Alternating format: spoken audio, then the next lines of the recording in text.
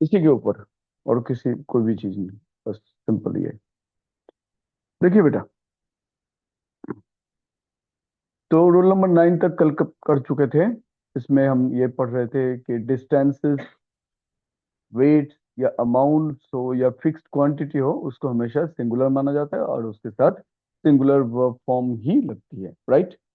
Next rule number 10 में हम देखेंगे कि कलेक्टिव नाउन्स, जिनको ग्रुप नाउन्स भी कहा जाता है, जैसे कि आप जानते हो आर्मी, क्लास, ग्रुप, टीम, तो ये हर्ड, टीम, कमिटी, ये सब वर्ड्स सिंगुलर ही माने जाते हैं। क्या माने जाते हैं? सिंगुलर।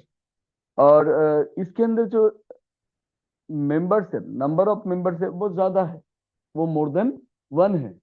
तो मेंबर्स की जिक्र हो तो वो प्लूरल, पर मेंबर की जिक्र ना हो, सिर्फ ग्रुप ग्रुप की जिक्र हो, तो वो सिंगुलर माने जाते हैं। अच्छा बेटा, लेट नहीं होना बेटा। 55 बोल रहा ना, तो 55 पे ही आना, उससे पहले आना है। और धीरे धीरे करते करते 2 मिनट पीछे करते करते 550 पे कर लेंगे।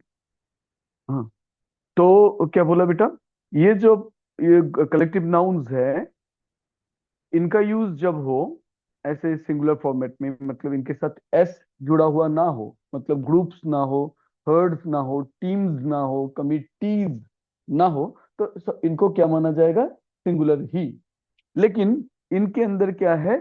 These groups are consisting of many और सेवरल मेंबर्स। ठीक है, एक ग्रुप के अंदर कई सारे मेंबर्स, हर्ड के अंदर कई सारे मेंबर्स, टीम के अंदर। ठीक है, तो उन मेंबर्स की जब जिक्र हो, तब जाके इन शब्दों को क्या माना जाएगा? प्लूरल माना जाएगा, अदरवाइज सिंगुलर। ठीक है, as one body, one unit जब माना जाता है तो इनको सिंगुलर माना जाता है। But are plural when the members of the group are considered individually. क्योंकि जब बोला जाता है क्लास 10th, आपकी जो क्लास टीचर मैम आके आपको एड्रेस कर रही है कि क्लास 10th, तो क्लास 10th मतलब ऑल द स्टूडेंट्स ऑफ, या all the students of the section of that class, है ना, उनको वो रिफर करा रही है। तो अगर नंबर ऑफ स्टूडेंट्स देखा जाए, वो तो बहुत है, तो इस कंसेप्ट के हिसाब से प्लूरल हो जाएगा। लेकिन ओनली क्लास 10th जब बोला गया, तो वो एक यूनिट के हिसाब से दिखाई देता है, that is singular. Concept clear बेटा? देखो, a group of workers dash on strike, a group of workers, तो यहाँ पे वर्कर्स पे फोकस नहीं है, फोकस इस पे नहीं है। किस पे फोकस है बेटा? आ ग्रुप पे। आ जब भी लगता है, एन जब भी लगता है, ए या एन का मतलब होता है वन। वन मतलब सिंगुलर बेटा, इसीलिए ये पास्ट टेंस में वर्ब आया वॉज। अगर प्रेजेंट में लिखा जाता तो इज आता। ठीक है बेटा, the committee is resolve upon this reform. ये जो एक संस्कार करने जा रहे हैं, मतलब जो चेंजेस लाने जा रहे हैं, संशोधन लाने जा रहे हैं, इस बारे में कमिटी जो है एक सहमत है। मतलब कमिटी में, कमिटी के मेंबर के अंदर जो है, इसके बारे में अलग अलग जो है राय नहीं है। सब एकजुट होकर के कह रहे हैं हाँ हाँ, ये चेंजेस होने चाहिए। तो कमिटी को क्या लिया गया बेटा? एक सिंगुलर के रूप में ही यूज किया गया। कमिटी के अंदर जो बहुत सारे मेंबर्स है, उसकी जिक्र यहाँ पे नहीं हुई। क्योंकि नहीं हुई, इसी वजह से क्या हो गया? इज आ गया। अगर कमिटी के अंदर जो मेंबर्स है, नंबर ऑफ मेंबर्स, उनकी जिक्र होती, तो ऑब्वियसली यहाँ पे इज ना होके क्या होता बेटा? आर होता। चलिए, the team of players dash, यहाँ पे मानो गिवन नहीं है, हमें लगाना है।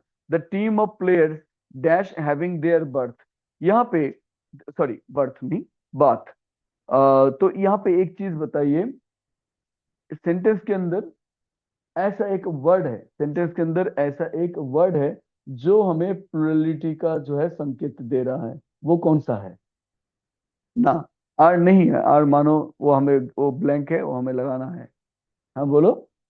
बेटा ये जो कोई भी ऐसे कलेक्टिव नाउन के बाद उस सेंटेंस में कहीं पे भी उनकी प्लुरैलिटी की जिक्र करने वाला कोई भी वर्ड अगर हो तो उसको आप क्या मानोगे? उस कलेक्टिव नाउन को मानोगे, क्या मानोगे, सिंगुलर या प्लुरल? प्लुरल। प्लुरल वर्ड हो तो, और प्लुरल वर्ड ना हो तो उसको सिंगुलर ही माना जाए।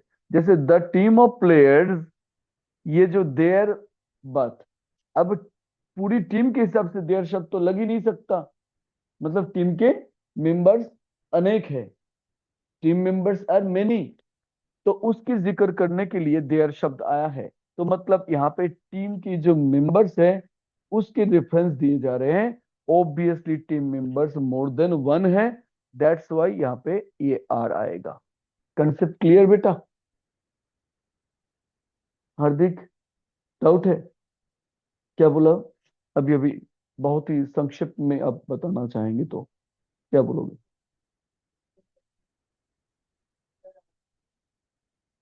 ना हमेशा दिया रहेगा ऐसा कुछ नहीं है। आपको ये देखना है कलेक्टिव नाउन वाले सेंटेंस में अगर कहीं पे कोई प्लुरलिटी की जिक्र ना हुई हो तो दैट इज सिंगुलर, तो सिंगुलर वर्ब फॉर्म लगाओ। और अगर कहीं पे प्लुरल कोई वर्ड की जिक्र उस पर्टिकुलर कलेक्टिव नाउन के बारे में है, कलेक्टिव नाउन को रेफर करने के लिए कोई प्लुरल यूज हो रखा है, तो ऑब्वियसली उसको प्लुरल माना जाए और प्लुरल वर्ब फॉर्म लगाया जाए। ठीक है, जैसे कि यहाँ पे देयर शब्द किसके रेफरेंस के लिए है? ये टीम ऑफ प्लेयर्स को रेफर करने के लिए है, तो ऑब्वियसली देयर तो प्लुरल है। देयर जब प्लुरल है तो यहाँ पे टीम ऑफ प्लेयर्स जो है उसको क्या माना जाएगा? टीम ऑफ प्लेयर्स को अब यहाँ पे प्लुरल माना जाएगा। सात्विक, कोई डाउट बेटा? Yes sir.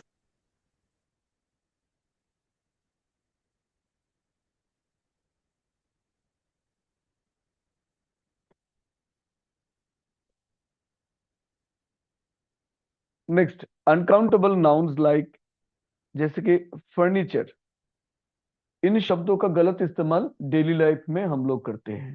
ठीक है, लोगों के कहना सुनकर, या तो साइन बोर्ड, दुकानों के साइन बोर्ड या तो बिल बोर्ड या फ्लेक्स बोर्ड देख के अगर इंग्लिश ग्रामर सीखोगे तो चांसेस आर देयर कि आप गलत सीखोगे। ठीक है, हमेशा ही सीखोगे गलत ऐसा नहीं है, लेकिन बहुत सारे केसेस ऐसे आएंगे आपको गलत सीखने को मिलेगा। आप लोगों ने क्या नहीं सुन रखा है? फर्नीचर लोग यूज करते हैं, या तो आपने साइन बोर्ड पे कहीं पे देखा होगा फर्नीचर्स एस लगाते हैं, जबकि ऐसे कुछ शब्द हैं जिसकी कभी भी प्लुरल फॉर्म होती ही नहीं है। इक्विपमेंट्स, ऐसा भी आपने बहुत सारे दुकानों के साइन बोर्ड पे लिखा हुआ, तो या तो पैम्फलेट पे लिखा हुआ या तो बिल पे लिखा हुआ देखेंगे, गलत है। ठीक है बेटा? स्टेशनरीज, इनकी प्लुरल फॉर्म्स बिल्कुल ही नहीं होती है बेटा। फर्नीचर सही शब्द है, इक्विपमेंट सही शब्द है, स्टेशनरी सही शब्द है। एडवाइस कभी भी एडवाइसेस नहीं होगा। इंफॉर्मेशन, चाहे एक इंफॉर्मेशन हो चाहे 1 करोड़ इंफॉर्मेशन हो, हमेशा वो रहेगा information only. Is it clear बेटा? तो कुछ शब्द हैं जो हमेशा सिंगुलर फॉर्म में ही यूज होते हैं, उनकी कभी भी प्लुरल फॉर्म होती ही नहीं है। उनमें से कुछ एग्जांपल यहाँ पे है। लगेज, लोग कहते हैं लगेजेस, यूज कर देते हैं, बैग बैगेजेस, लगेजेस ऐसे कह देते हैं, नहीं होता ही नहीं है। न्यूज, कभी भी न्यूजेस ऐसा नहीं होगा। ठीक है? नॉनसेंस, नॉनसेंसेस नहीं होगा।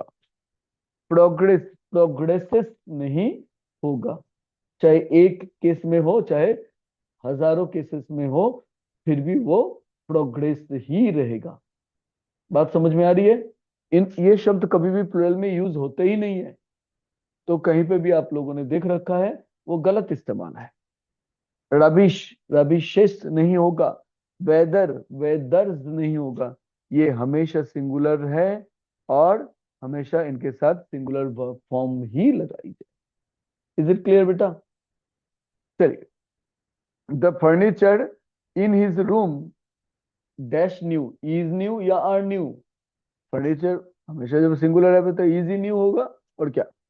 द स्टेशनरी मतलब pen, pencil, sharpener, eraser, notebook, copy, carbon, जो कुछ भी हो, कुल मिला के जो सारे आइटम्स, इनको इकट्ठा क्या बोला जाता है, स्टेशनरी। इनको इकट्ठा स्टेशनरी बोला जाता है, ना कि इसकी प्लूरल फॉर्म में।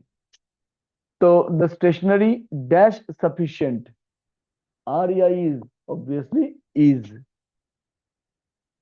सात्विक, क्लियर बेटा। Yes sir.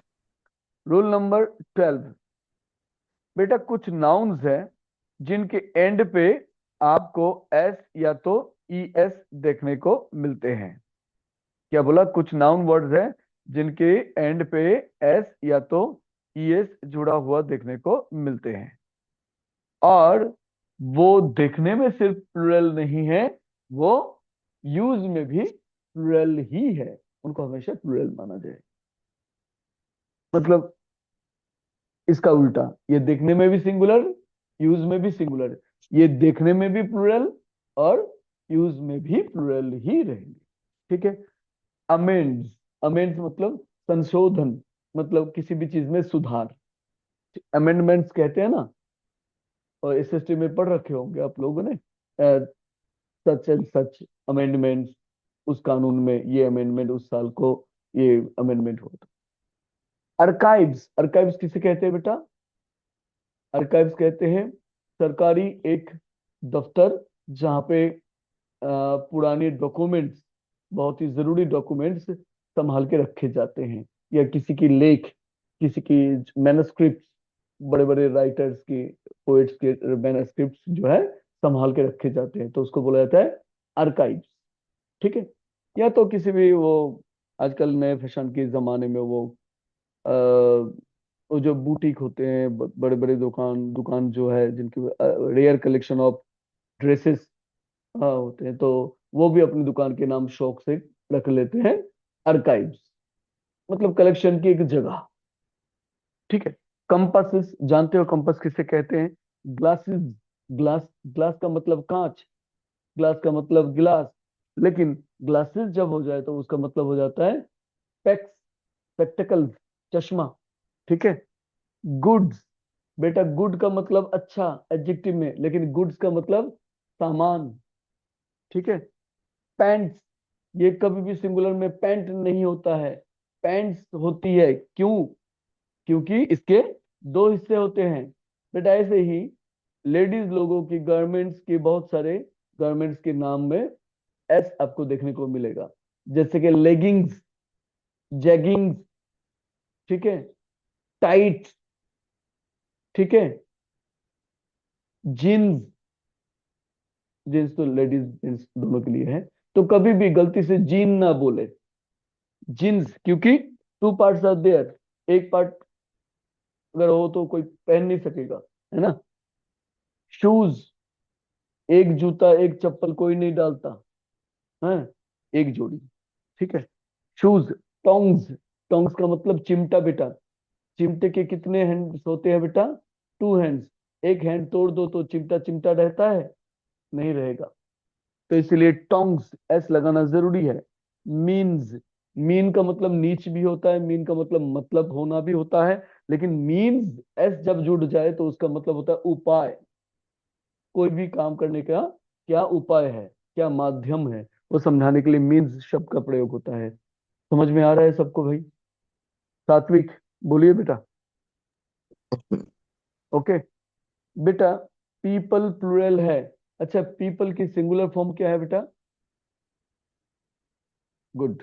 Person, person singular, उसकी प्लूरल है पर्सन्स या तो पीपल। प्लायर्स, ये जो कारपेंटर काम करने आते हैं उनके हाथ में एक मशीन या टूल आपने देखा होगा, जिससे वो किसी भी, वो क्या कहते हैं, किसी भी लकड़ी के प्लैंक को प्लेन करते हैं, मतलब उसको स्मूथ करते हैं, उसके ऊपर की परत छीलते हैं, तो उसको कहा जाता है प्लेयर्स। ठीक है। तो प्लेयर्स एंड पुलिस हमेशा प्लूरल बेटा। हाँ पुलिस, पुलिस से लिखना नहीं पड़ता है, पुलिस का मतलब ही है प्लूरल। अब एक पुलिस बंदा तो बोलोगे पुलिस मैन, पुलिस वुमेन। ऐसे सिंगुलर करने के लिए मैन वुमेन जोड़ना पड़ेगा, और उसकी में भी प्लूरल कर सकते हो, पुलिस मेन या पुलिस विमेन। सीजर्स, कैंची, उसके दो हिस्से, दो पार्ट है, एक पार्ट रिमूव कर दो तो एक पार्ट से कैंची का काम तो नहीं ले सकते हो भाई। ट्राउजर्स, ये ट्राउजर्स टू पार्ट्स। ऐसे ही जब अलग से द रिच बोला जाएगा तो मतलब सभी अमीर लोगों की श्रेणी को जो है समझाया जाता है, तो मतलब प्लूरल। द ब्लाइंड बोला जाएगा, सभी अंध व्यक्ति को समझाया जाएगा, तो ये पूरी कम्युनिटी को समझाया जाए तो मतलब plural. The poor, the poor मतलब क्या हो गया, सभी गरीब लोगों की जो है श्रेणी है उसको समझाया जाता है। द गिल्टी, जितने भी अपराधी हैं उनको समझाया जा रहा है। बेटा कोई problem? My shoes dash pinching, are pinching. Scissors are sharp, are आएगा, सिंगुलर इज नहीं आएगा क्योंकि ये प्लूरल ही है। बट इन शब्दों से पहले, ये शूज से पहले, ये सीजर से पहले, ये प्लायर्स से पहले, अगर ये तो स्पेक्टिकल से पहले क्या आ गया अगर बेटा, आ पेयर ऑफ आ गया, क्या आ गया बेटा, आ पेयर ऑफ आ गया, एक जोड़ी या एक जोड़ा ये शब्द आ गया, तो क्या हो गया, ये फ्रेज आते ही उसको क्या माना जाएगा, सिंगुलर माना जाएगा, और सिंगुलर वर्ब फॉर्म लगेगी। मतलब शूज अलग से अकेला क्या है बेटा, plural, plural verb form. Scissors अकेला अलग से क्या है, प्लूरल, प्लूरल वर्ब फॉर्म चाहिए। लेकिन उसके साथ, उससे पहले आ पेयर ऑफ जुड़ जाए तो तब जाके एक सिंगल जोड़ी मानी जाती है, तो एक जोड़ी मानी जाती है तो ऑब्वियसली तब सिंगुलर वर्ब मतलब ईज आएगा। आइडिया क्लियर बेटा? जनरली ये प्लूरल है, आप पर आ पेयर ऑफ लगते ही ये सिंगुलर माने जाते हैं और सिंगुलर वर्ब फॉर्म इनके साथ। रूल नंबर 13, किसी भी एक्सप्रेशन में आपको अगर a lot of, a great deal of याद रखने पड़ेंगे बेटा, अच्छे से पहले लर्न कर लो, और हफ्ते में एक दिन कम से कम इन रूल्स को रिवाइज करोगे, नहीं तो भूल जाओगे। इनके ऊपर 2 मार्क्स, लगभग 2 मार्क्स आ जाते हैं, 2 मार्क्स के क्वेश्चन आ जाते हैं। A lot of, a great deal of, plenty of या some of, ये एक्सप्रेशन अगर कहीं पे भी आपको दिखाई दिया किसी भी सेंटेंस में, तो जब वो अमाउंट को या क्वांटिटी को रेफर करे, ये a lot of, a great deal of, plenty of या some of, किसी भी अमाउंट को या किसी भी क्वांटिटी को रेफर करे तो इनको क्या माना जाएगा, सिंगुलर माना जाएगा इन एक्सप्रेशंस को, और इनके आगे सिंगुलर वर्ब फॉर्म लगेगी।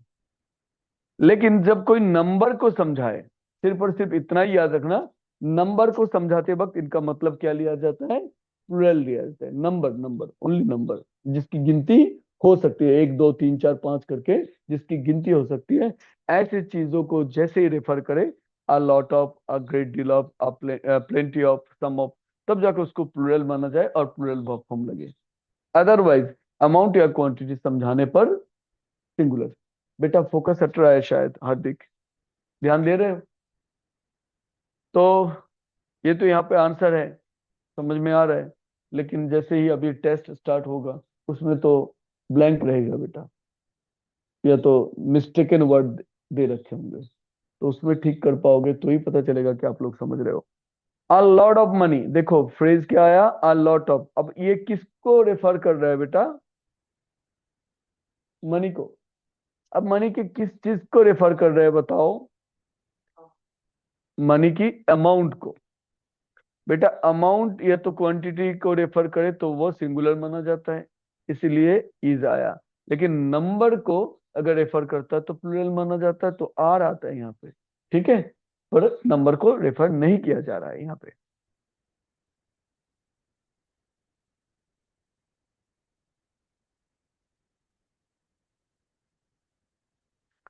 आ लॉट ऑफ स्टूडेंट्स, बेटा आ लॉट ऑफ, यह किसको रेफर कर रहे हैं, हार्दिक बोलिए बेटा। स्टूडेंट्स को, अच्छा स्टूडेंट्स काउंट किए जा सकते हैं, तो नंबर है ना, तो 1 स्टूडेंट 3 स्टूडेंट्स 10 स्टूडेंट्स ऐसे तुम काउंट करते हैं, कर सकते हैं। तो इसीलिए जब नंबर को रेफर करे तो अ lot of, great deal of या प्लेंटी ऑफ, सम ऑफ का मतलब हो जाता है प्लूरल। इस वजह से ही ये आर यहाँ पे प्लूरल वर्ब लगा है ना। There is plenty of scope for improvement. बेटा प्लेंटी ऑफ किसको रेफर कराने के लिए, प्रांजल बोलिए बेटा। अब स्कोप की काउंटिंग नहीं होती है इस इस सब्जेक्ट के, उसमें स्कोप है, उस फील्ड में स्कोप है, हम ऐसे कहते हैं ना। तो स्कोप काउंट नहीं होते हैं, ये एक एब्स्ट्रैक्ट नाउन है। तो जिसको काउंट नहीं कर सकते मतलब वो तो अमाउंट नहीं है, वो तो क्वांटिटी, वो क्या कहते हैं, वो नंबर नहीं है, तो वो कुछ और है। लेकिन अल्टीमेटली नंबर ना होने के कारण तो ये ईज आएगा। अब वही प्लेंटी ऑफ एक्सप्रेशन देखो किसके केस में है, किसको रेफर करने के लिए बेटा, बुक्स को रेफर करने के लिए है। बुक्स काउंटेबल या अनकाउंटेबल, काउंटेबल मतलब उसके नंबर गिनी जा सकती है। तो नंबर को रेफर करने के लिए जब प्लेंटी वर्ब का इस्तेमाल हुआ तो हम उसको प्लूरल मानेंगे, और इसीलिए देयर आर यूज। ठीक है बेटा, देयर से कुछ नहीं होता, देयर कुछ नहीं है अपने आप में। देयर के बाद इज बैठेगा या आर बैठेगा, ये तो पास्ट में वॉज बैठेगा या वर बैठेगा, ये कहां से तय होता है। देयर के आगे जिसको रेफर कराने के लिए देयर से सेंटेंस की शुरुआत हुई है, वो वर्ड सिंगुलर है या प्लूरल है, उसके ऊपर डिपेंड होता है। जैसे कि यहाँ पे देयर से किसको रेफर कराया गया बेटा, एक्चुअली बुक्स को, इसीलिए आर। देयर से किसको स्टार्ट कराया गया बेटा, यहाँ पे स्कोप को, और स्कोप सिंगुलर है इसीलिए इज, और यहाँ पे बुक्स प्लूरल है इसलिए आर। ठीक है, तो देयर अपने आप में कुछ नहीं है। There is a big house in front of the pond. अच्छा बेटा, there is a big house, there are many big houses, houses को रेफर किया तो क्या हो गया, आर हो गया। हाउस को रेफर किया तो इज हो गया। तो देयर अपने आप में कुछ नहीं है। देयर इंट्रोडक्टरी देयर, जिस सेंटेंस में सब्जेक्ट हमें दिखाई नहीं देता है तो उसको स्टार्ट कराने के लिए हमें देयर का प्रयोग करना पड़ता है। और किसी एक्शन वाले सेंटेंस में कुछ सब्जेक्ट नहीं मिलता है तो इट से स्टार्ट होता है। इफ इट रेन्स, एक्शन, लेकिन सब्जेक्ट नहीं मिला, इसलिए हम इट से स्टार्ट करते हैं। और कहीं पे कोई चीज है, उसकी लोकेशन बताने के लिए हम देयर से स्टार्ट करते हैं। एक चीज की लोकेशन बताओ देयर इज, दो चीज की बताओ, दो से अधिक बताओ तो देयर आर। ठीक है, तो rule number 14, this is the last rule. बेटा कुछ वर्ड्स है जैसे कि न्यूज, फिजिक्स सब्जेक्ट का नाम है, मैथमेटिक्स और एक सब्जेक्ट का नाम है, पर एक ही सब्जेक्ट का नाम है ना, एक सब्जेक्ट इंडिविजुअल। मीजल्स एक बीमारी का नाम है, एथिक्स नैतिकता। बेटा इनके एंड पे एस तो जुड़ा हुआ होता है, पर बाय डिफॉल्ट उनकी स्पेलिंग में ही एस है। इस एस को मिस्टेकनली क्या ना माने, इस एस को मिस्टेकनली प्लूरल फॉर्मेशन की संकेत ना माने। इज इट क्लियर बेटा। बाय डिफॉल्ट इनके अंदर, इनके स्पेलिंग के अंदर एंड पे पहले से ही एस जुड़ा हुआ है, लगा हुआ है, वो उसकी स्पेलिंग का ही पार्ट है। उसको प्लूरल करने के लिए एस नहीं लगाया गया। बात समझ में आई। ऐसा नहीं था कि न्यूज शब्द की रूट फॉर्म न्यू है, ऐसा नहीं था। उसकी स्पेलिंग ही टोटल है NEWS। तो ये इसकी स्पेलिंग का ही पार्ट होने के कारण ये सिंगुलर वर्ड है। देखने में प्लूरल लगता है लेकिन है वो सिंगुलर, इसलिए हमेशा सिंगुलर वर्ब फॉर्म इनके आगे लगे। मीजल्स जो है वो एक बीमारी का नाम है, अनेक बीमारी का नाम नहीं है बेटा। तो measles is a disease. Measles किस डिजीज का नाम है बेटा, वो शरीर पे, स्पेशली छोटे बच्चों के शरीर पे होता है। हाँ, बचपन, वो छोटे छोटे दाने निकलते हैं, जो कि पॉक्स का बहुत छोटा भाई है। पॉक्स नहीं है, है ना, बहुत छोटे छोटे दाने निकलते हैं। उसको मिजल्स बोला जाता है। ठीक है। मैथमेटिक्स बेटा कितने सब्जेक्ट का नाम है ये? एक ही सब्जेक्ट, गणित एक ही सब्जेक्ट है भाई। तो इसीलिए is the queen of science. Is singular, ना कि प्लूरल। सात्विक बोलिए बेटा, समझ में आ रहा है? Yes sir. अभी 2 मिनट 25 सेकंड है ये सेशन, इसके बाद रिज्वाइन कर लेना। बेटा ये एक एग्जांपल दे, दो एग्जांपल देखना है। साइंसेस नहीं, साइंस तो सिंगुलर और साइंसेस ये प्लूरल फॉर्म में है। The family are happy in their new home, the family is happy in its new home. कौन सा सेंटेंस करेक्ट है? फिर से पढ़िए। The family are happy in their new home, the family is happy in its new home. Which one is correct, A या B? हाँ सात्विक बोलिए बेटा। बी। बी करेक्ट है। हाँ हार्दिक बेटा बोलिए। बी करेक्ट है। अच्छा प्रांजल, बी ही करेक्ट है। ए करेक्ट नहीं है, किसी भी प्रकार से करेक्ट नहीं है, कोई संभावना ही नहीं है। राइट। लेकिन सुन के हैरान हो जाओगे, this sentence is also very very very much correct. क्यों भाई? क्योंकि देखिए यहाँ पे एक कौन सा रेफरेंस आया बेटा? देयर से एक प्लूरल रेफरेंस आया। एक रूल अभी अभी थोड़ी देर पहले हमने पढ़ा था, याद है? कोई भी कलेक्टिव नाउन जहां कहीं पे भी यूज होगा, अगर वहां पे कोई प्लूरल संकेत नहीं हो तो उसको सिंगुलर मानो, सिंगुलर वर्ब फॉर्म लगा। लेकिन अगर कोई प्लूरल, कोई रेफरेंस है उसके बारे में, तो उसको प्लूरल मानना चाहिए। देखो फैमिली तो एक यूनिट है, ग्रुप नाउन मतलब कलेक्टिव नाउन, उसके लिए तो इजी लगना चाहिए, आपकी बात बिल्कुल सही है। लेकिन उस फैमिली को रेफर करने के लिए देयर शब्द का इस्तेमाल हुआ, और देयर क्या है बेटा? एक प्लूरल वर्ड है। इसी वजह से फैमिली के अंदर जो बहुत सारे मेंबर्स है उनको रेफर किया जा रहा है ये फैमिली शब्द से, इसीलिए आर हुआ। Is it clear? फैमिली के अंदर जो मेंबर्स है, many members are there, several members are there, उनकी जिक्र हो रही है ये फैमिली शब्द से, इसीलिए यहाँ पे फैमिली के साथ आर लगेगा। ठीक है बेटा। ऐसे कुछ शब्द हैं